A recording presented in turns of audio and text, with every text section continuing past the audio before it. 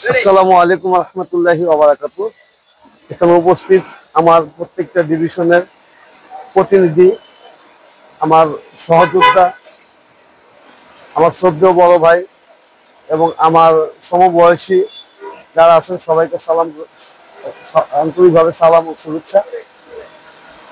আমরা ডিপিডিসি চুক্তিভিত্তিক যারা আছি প্রত্যেকটা ডিভিশনের আমরা এখানে প্রতিনিধিরা শুধু আসছি, একজন দুজন করে। তো আগামীতে আমাদের যে লক্ষ্য, আমাদের যে দাবি, সেই দাবি বাস্তবায়ন করতে আমাদের যা করণীয় আমরা সে লক্ষ্যে আমরা প্রস্তুত আছি। এবং ইনশাআল্লাহ যদি আমাদের দাবি এই মাসের ভিতরে বাস্তবায়ন না হয়, আগামীতে আমরা আমাদের পরবর্তী ঘোষণা আমরা করব এবং এতে যদি রাজপথে আমাদের নামতে হয় আমরা নামবো। আপনারা সকলে দোয়া করবেন এবং সারা বাংলাদেশের আউটসোর্সিং নির্যাতিত নিপীড়িত ভাই এবং বোনেরা যারা যে যেখানে আছেন, আমার এই ভিডিওটা পাওয়া মাত্রই আপনারা সকলেই সংঘবদ্ধ হবেন, যাতে করে আমাদের দাবি আমরা এবার যদি আমাদের রাজপথে নামতে হয়, আমরা আমাদের দাবি বাস্তবায়ন না করে রাজপথ আমরা ছাড়ব না। আমাদের দাবির বেশি দূর নাই, সমস্ত কার্যক্রম তারা করে ফেলছে, এখন শুধু মৌখিকভাবে ঘোষণা দেবে এবং প্রজ্ঞাপন জারি করবে। যাই হোক, বাচ্চা না কাটলে মায়ের দুধ দেয় না। হয়তো তারা ভাবতেছে যে তারা থেমে গেছে, আউটসোর্সিং নির্যাতিত নিপীড়িত যারা আছে মনে হয় তারা থেমে গেছে এবং তারা ভাবতেছে যে আমাদের ভিতরে বিভাজন হচ্ছে, কিন্তু আসলে আমাদের ভিতরে কোনো বিভাজন নাই, বিভাজন হয়নি।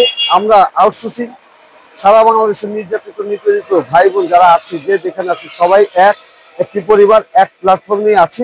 আমাদের ভিতরে কোনো দ্বিধাদ্বন্দ্ব নেই। আমরা যখন কেন্দ্রীয় কমিটির ডাক আসবে, প্রত্যেকে নিজ নিজ দায়িত্বে আপনারা সেই ডাকে সাড়া দিবেন। অবশ্যই আপনারা সকলেই একত্রিত হয়ে আমাদের সাথে একতাবদ্ধ পোষণ করে আমরা আমাদের দাবি বাস্তবায়ন করব। মনে রাখবেন, দাবি বাস্তবায়ন করতে হলে আপনাকে আসতে হবে। আপনি যদি চিন্তা করেন যে না সকলেরটা হলে আমারটা হবে, ভাই কিভাবে হবে? আমরা যদি সংঘবদ্ধই না হইতে পারলাম, একত্রিত যদি না আসতে পারলাম, আমরা যদি জনবলই যদি না দেখাইতে পারলাম, তাহলে আমাদের দাবি কিভাবে বাস্তবায়ন হবে? এই কথাটুকু মাথায় রাখবেন। আমাদের একটাই লক্ষ্য, আমাদের ঠিকাদার কোটা বাতিল করে স্ব প্রতিষ্ঠানে আমাদেরকে স্থায়ী করতে হবে। কাজেই আপনারা সারা বাংলাদেশের যত নির্যাতিত নিপীড়িত ভাই বোন যারা আছেন, প্রত্যেকে আপনারা মাঠ গুছান, এখন থেকে প্রস্তুতি নেন। আমরা এ মাসের ভিতরে যদি আমাদের দাবি বাস্তবায়ন না হয়, ফেব্রুয়ারির ভিতরেই আমরা আন্দোলনের ডাক দেব। আপনারা প্রত্যেক ভাই, জেলা প্রতিনিধি যারা আছেন, প্রত্যেক জেলায় 5 সদস্যের একটা কমিটি গঠন করবেন এবং ওই 5 সদস্যের কমিটি আপনার জেলায়, পৌরসভা, উপজেলায় যে কয়টা দপ্তর আছে, আউটসোর্সিং এর যে কয়টা দপ্তর আছে, প্রত্যেকটা দপ্তরে আপনারা একটা নক করবেন এবং প্রতিষ্ঠান প্রতিনিধি যদি থাকে তাদের তালিকা নেবেন, মোবাইল নাম্বার নেবেন এবং কতজন জনবল আছে আউটসোর্সিং এর ওই জেলায়, আপনার এই তালিকাটা আমাদের কেন্দ্রীয় কমিটিতে দিবেন। তারপরে আপনার পার্শ্ববর্তী যে জেলা আছে ওই জেলায় আপনারা যোগাযোগ করবেন। ভাই, আর বসে থাকার দিন নাই। আমরা আমাদের লক্ষ্যে পৌঁছতে হলে সবাইকে পরিশ্রম করতে হবে। আমরা তো মরেই গেছি, আরেকবার মরি। এই মরায় দেখা যাক আল্লাহ তাআলা আমাদের কি। স্বাধীন বাংলাদেশে আমরা আজও আয়না ঘরে বন্দী আছি। এই আয়না ঘর থেকে আমাদেরকে মুক্তি হতে হলে রাজপথ ছাড়া কোনো বিকল্প নাই।